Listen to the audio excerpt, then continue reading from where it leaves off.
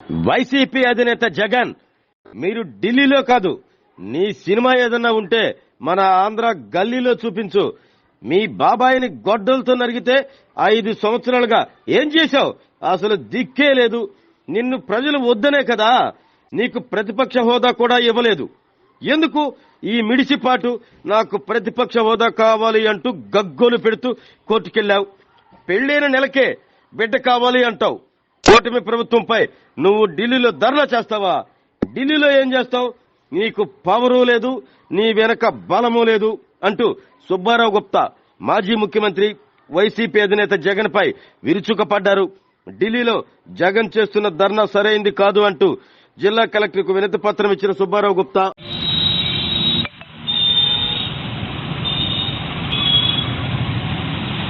ఇప్పుడు చేస్తున్నాడంటే సిగ్గుచేటు.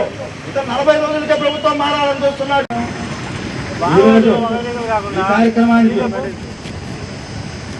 అక్కడ ప్రభుత్వాన్ని కూల్చే కెపాసిటీ ఉంటేనే పట్టించుకుంటారు. అది 20 మంది ఎంపీలు ఉంటే మీ దగ్గర అహంకార పూర్తంగా ఒకరి పెళ్లి అయితే పెట్టెప్పుడు పుడతారంటే 9 నెలలుగా 10 నెలలుగా పెడతారు. గౌరవంలో చేస్తున్నావు.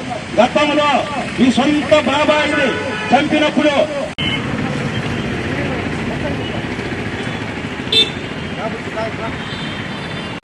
ముస్లిం తరఫున అదేవిధంగా ఎంతో దారుణంగా అన్యాయంగా ఢిల్లీలో నిరసన కార్యక్రమం చేస్తున్నాడు.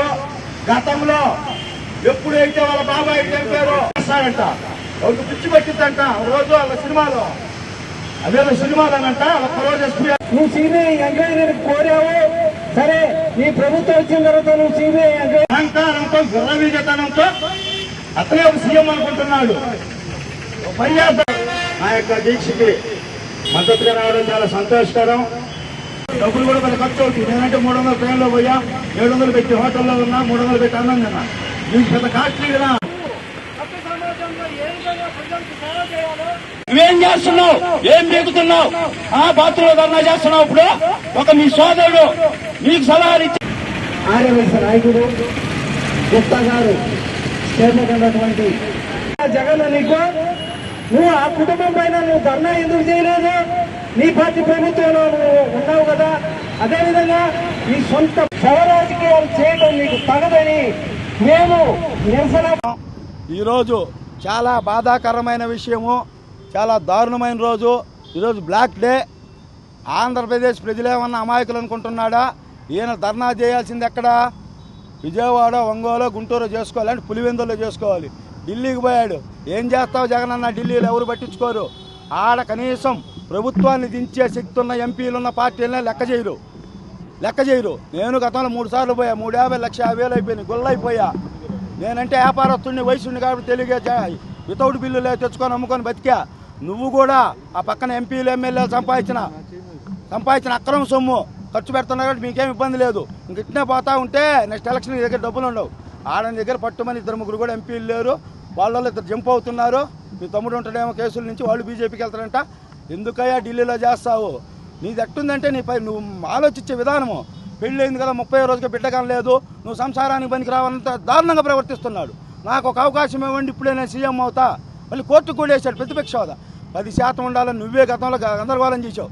నువ్వు పవన్ కళ్యాణ్ గారి కన్నా చాలా తక్కువ పొజిషన్లో ఉన్నావు ఈరోజు అసెంబ్లీలో. అవసరమైతే ప్రజాపక్షం ప్రతిపక్షం అంతా వాళ్లే ఉంటారు.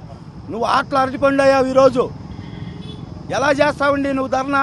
మీ సొంత బాబాయిని వివేకానందని గొడ్డలతో అతి కిరాతకంగా చంపితే ఆ రోజు ధర్నా ఎందుకు చేయలే? దీక్ష ఎందుకు చేయలే? అట్టానే డాక్టర్ సుధాకర్ దళిత సోదరుడు నడి రోడ్డు మీద పిచ్చివాడని చెప్పి పోలీసు వాళ్ళు పిచ్చి పట్టించి పిచ్చి హాస్పిటల్కి తీసుకెళ్తే ఆత్మహత్య చేసుకుని కాదు చంపారు. తర్వాత ఒక దళిత యువకుడు డ్రైవర్గా ఉండి మీ యొక్క అనంతబాబు ఎమ్మెల్సీ అరాచకాలు బయట పెడతాడని చంపేశారు. మాకు ఎలా ఎర్రగొండపాలెం మా జిల్లాలో ఒక ఆర్యవైశ్య సోదరుడు వాళ్ళ భూములు ఆక్రమించుకున్నారని ఈయన మాజీ మంత్రి ఆదిమూలపు సురేష్ ఇంటికి పోయి వస్తుంటే 27 కత్తిపోట్లు వేసి చంపేశారు. అప్పుడు ఆడికి పోయిందయ్యా నీ మగతనము? అప్పుడేం చేస్తున్నావు? ధర్నాలు చేయాలి కదా. సరే, నీ ప్రభుత్వంలో జరిగినట్టు నువ్వు చెయ్యవు. నువ్వు తెలుగుదేశం ప్రభుత్వం ఉన్నప్పుడు మీ బాబాయిని చంపితే ఎందుకు చేయాల? అంటే అన్నీ బయటపడతాయని. చాలా దారుణంగా ఉంది. నువ్వు ఇలానే పోతే మాత్రం నీకు సింగిల్ డిజిట్ వచ్చింది. నువ్వు ఇప్పటికైనా బుద్ధి తెచ్చుకొని ప్రజల యొక్క ఏమైతే అవసరమో చూసుకొని వాళ్ళకు ఉపయోగపడే విధంగా ఏం తప్పులు చేస్తే పవన్ కళ్యాణ్, చంద్రబాబు గారు, లోకేష్ గారు ఆ తప్పుల్ని ఎత్తి చూపుతూ ముందుకు పోయి ప్రజలకు మంచి చేయాలని చూడాలి. కానీ నువ్వు ప్రజలను పక్కదావ పట్టించడము, ఏం సీఐ మత్సుదా అని పోతున్నావు. నీకు బెండు తీస్తారు. నేను అట్నే పోయా పోలీసు వాళ్ళ మీదకి, తర్వాత కూర్చోబెట్టారు 3 సార్లు సబ్ జైల్లో.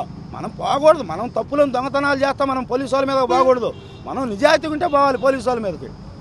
నువ్వు అధికార దర్పాన్ని చూపించమాక నువ్వు సీఎం హోదాలో చేస్తున్నావు. మంచిదే, 29-33 అవుతావు, తొందర ఏం లేదు నీకు. ఈ లోపు నువ్వేంటంటే ప్రజల కోసం పోరాడు. నీకు ఎట్టుందంటే చంద్రబాబు నాకు మధ్యంటికి ఒక 6 నెలలు నువ్వు, తర్వాత నువ్వు ఎక్కనంత భ్రమలో ఉన్నావు. గతం లేదో మహేష్ బాబు సినిమాలో ఒక్కరోజు ఎస్పీ పోస్ట్ ఇవ్వమంటాడు ఏదో సినిమాలో, అట్ట నీకు కూడా ఒక్కరోజు సీఎం పోస్ట్ ఇస్తే కానీ నువ్వు నిలబడేటట్లేవు. దాన్ని రాజ్యాంగం సవరించి చంద్రబాబు గారికి సూచన చేస్తా. నీకు ఒకరోజు కాదులే, 4-5 రోజులు ఇప్పిస్తాం. ఎప్పుడు 33 తర్వాత ఇప్పిస్తాం. ఈ లోపు ఎందుకని తొందరపడతావు? నువ్వు నమ్ముకొని కార్యకర్తలు నువ్వేందుకు రెచ్చిపోతున్నావు. నిన్నేమనరు పోలీసు వాళ్ళు. ఇక్కడ కార్యకర్తలు వాళ్ళు ఏదో రౌడీ రాజ్యము, అమ్మ అట్టుంటేనే బాగుంటుంది అనుకోని ఇక్కడ రెచ్చిపోతున్నారు, పుచ్చిపోతారు. చంద్రబాబు, పవన్ కళ్యాణ్ సమయం పాటిస్తామన్నారు, కానీ లోకేష్ గారు ఏమి ఇంత మటుకు ఆర్డర్ ఇవ్వలా. సంస్కారం అంటున్నాడు, బయటికి సినిమా చూపిస్తాడు. ఇంకా లాండ్ ఆర్డర్ అంతా సెట్టుగా సీఎల్ గేలు వస్తారు. అతి దారుణంగా ఉంటుంది మీకు. ఎక్స్ట్రా చేసిన వైసీపీ ప్రతి కార్యకర్తను గుడ్డలో తీసి నిల్చోబెడతాం. అట్టానే వైసీపీలో అయితే వాళ్ళ పార్టీ కోసం పనిచేశారు, గుండెల్లో పెట్టుకుంటాం. వాళ్ళని కూడా వాళ్ళకే సహాయమైన చేస్తాం. ఎక్స్ట్రా చేసిన వాళ్ళు మాత్రం వదిలే సమస్య లేదు. అవసరమైతే లోకేష్ గారితో గట్టిగా చెప్పి యాంటీ గుండా స్క్వాడ్ కూడా ప్రతి జిల్లా నేను పెట్టిస్తున్నాను. ప్రకాశం జిల్లాలో ఎస్పీ గారితో మాట్లాడాను. చీరాల ఎంఎం కొండయ్య గారు, ఎంపీ బాపట్ల ఎంపీ గారితో మాట్లాడబోతున్నాను.